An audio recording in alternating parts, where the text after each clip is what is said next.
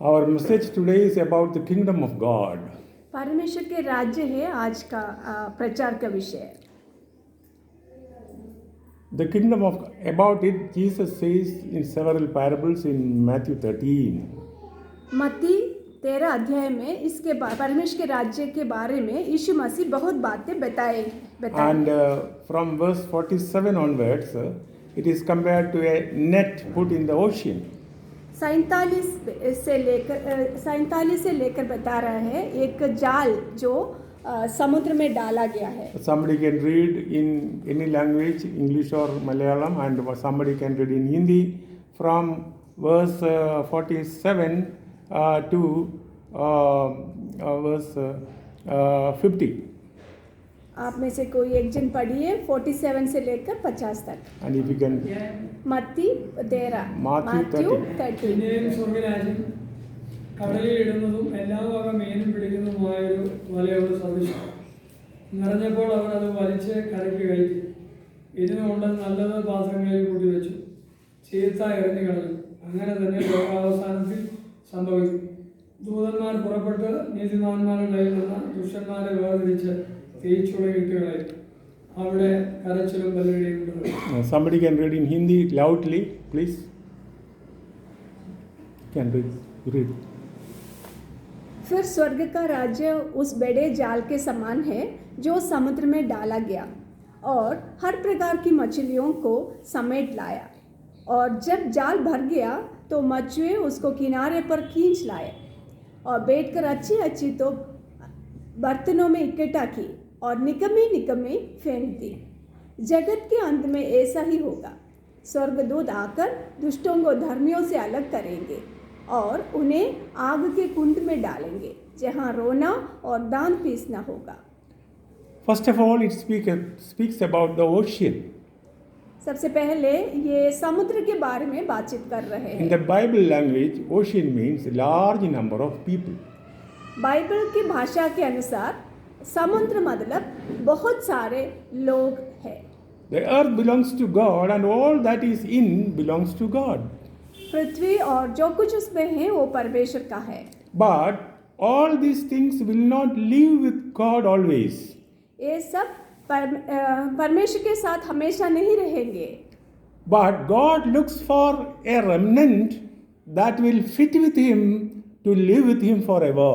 लेकिन परमेश्वर कुछ लोगों के लिए देखते हैं जो हमेशा परमेश्वर के साथ रहेंगे. If you have some agricultural land, यदि आपको कुछ खेती बाड़ी है तो the stones and the rock and the mud, everything belongs to you.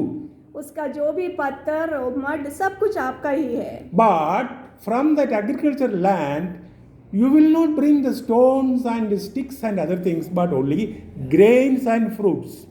लेकिन वो सब पत्थर मिट्टी वगैरह लेकर आप नहीं आएंगे. खेती बाड़ी से आपने जो अच्छा फल और अनाज लेके आएंगे. The rocks will not come on your table. पत्थर आपका टेबल के ऊपर नहीं लाएंगे. In the same manner, God created everything, but all things will not go with God for eternity.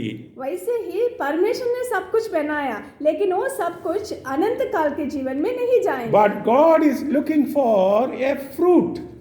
लेकिन परमेश्वर एक फल के लिए इंतजार कर रहे हैं. And this parable is that in the ocean, among large number of people, God is putting a net to separate the precious things for Him. इतना बड़ा सा समुद्र में या लोगों के बीच में प्रभु ने एक जाल फेंक रहे हैं ताकि वो अच्छे लोगों को इकट्ठा कर सके. I must be in that remnant. You must be in that remnant. जिनको प्रभु इकट्ठा करेंगे उस छोटे झुंड में मैं और आप होना चाहिए. Praise the Lord. Secondly, it speaks about the net. दूसरे ये जाल के बारे में बातचीत करते हैं. And the net defines the ownership in a special way. जाल अपने मास्टर के Ownership. अधिकारपन को दिखाते हैं. Praise the Lord. I have seen in Kerala, in big lakes, while going in the morning, we can see so many nets put by fishermen the previous day evening. मैं केरला में देखा है बहुत सारे मछुए लोग झील में जाते हैं, अलग अलग झील में, और पिछले रात में ही जाल फेंकते हैं उसमें। They put the net in the evening and go away home. पिछले रात वो झील में जाल फेंक कर घर जाते हैं। The next day, when they come in the morning and see whatever is in the net, in their net belongs to them. और सुबह जब आएंगे, जो उस जाल में जो भी है वो उनका हो जाते हैं। So listen, whoever put the net, the content belongs to them. जो भी वो जाल डालते हैं उसके अंदर जो कुछ मिला वो उस व्यक्ति का होंगे। Nobody else can say, after all, it was in the ocean, it simply entered into it, it belongs to me also. Nobody can say. कोई नहीं बोल सकते ये समुद्र का मछली है, आपका है, ऐसे करके नहीं सबका है करके नहीं बोल सकते। जिसका जाल में मिला उन्हीं का हो जाते हैं वो। Who is your owner? आपका स्वामी कौन है? Can you really say, the net of God has fallen on me and I belong to Him? क्या आप बोल सकते हैं परमेश्वर का जाल मेरे ऊपर आया और मैं उन्हीं का हो गया करके? Hallelujah. Once again I ask, whoever put the net, the content of the net belongs to him. जो कोई वो जाल फेंकते हैं, उस जाल में जो भी आ चुके हैं वो उस व्यक्ति का है, उनका स्वामी वो व्यक्ति हो जाते हैं। Do you believe in this complex world of diversity, God's net has fallen on you? इतना बड़ा दुनिया में इतना विभिन्न चीज़ें इस दुनिया में है, लेकिन उसके बावजूद भी ये परमेश्वर का जाल आपके ऊपर आया है करके आप विश्वास करते हैं? And you specially belong to God? आप परमेश्वर का है करके आप विश्वास करते हैं क्या? More than the fish outside the net, you belong to the owner of the net. जो मच्छियाँ जाल के बाहर है उसके तुलना में देखेंगे तो जो जाल में पड़े हैं वो उस स्वामी का हो जाते हैं, वैसे आप परमेश्वर का हो गया है। Praise the Lord. Praise the Lord. Jesus compared evangelism to fishing. यीशु मसीह भी मछली पकड़ने से उससे तुलना किया है। Jesus told the disciples, I will make you fishers of men. चेलों से बताया आपको मैं मछली को पकड़ने वाला बनाऊंगा। Praise the Lord. The third thing the parable says, in the net good and bad came together. और तीसरी बात इसमें बताया गया है, उस जाल में अच्छा और बुरा आ चुके हैं। Many times we wonder why God allowed the good and bad together. हम कभी-कभी सरप्राइज हो जाते हैं क्यों परमेश्वर अच्छे और बुरे इकट्ठे लाते हैं। But remember, in your life for a time, God will keep you along with the bad. आप याद रखना आपके जीवन में भी कुछ बुरे बात या बुरे परिस्थिति में आपको भी रखेंगे। There are several parables explaining that fact. बहुत सारे उपमा में वो बातें बता चुका है। In one parable, Jesus said, the good seed and bad seed grew together. एक उपमा में प्रभु ने बोला अच्छा बीज, अच्छा और बुरा बीज एक साथ है करके। And then in another parable where Jesus compared the kingdom of heaven to the feast, the servants of the master went to the street and called good people and bad people to come inside. दूसरा एक उपमा में बताया है एक अच्छा भोज के बारे में, उसमें अच्छे और बुरे लोगों सबको इकट्ठा किया। And again the 10 virgins waiting for the bridegroom, 5 were wise and 5 were foolish.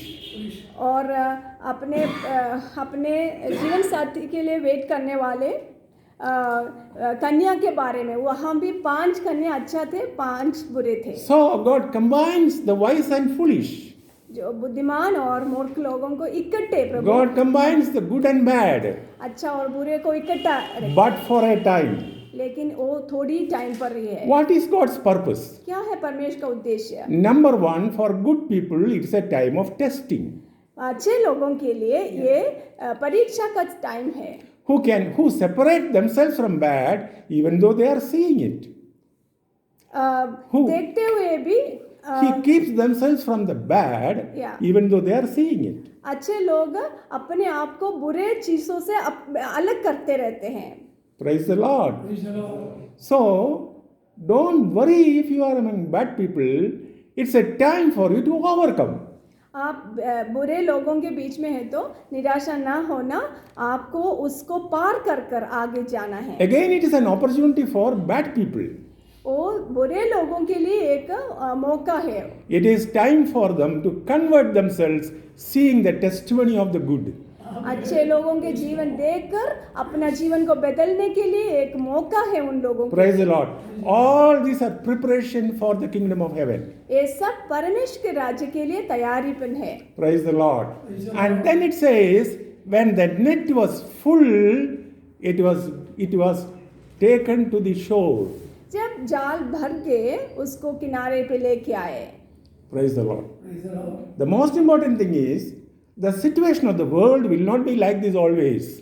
आप याद रखना, दुनिया की हालत हमेशा ऐसे नहीं होंगे। It is going to change and change again.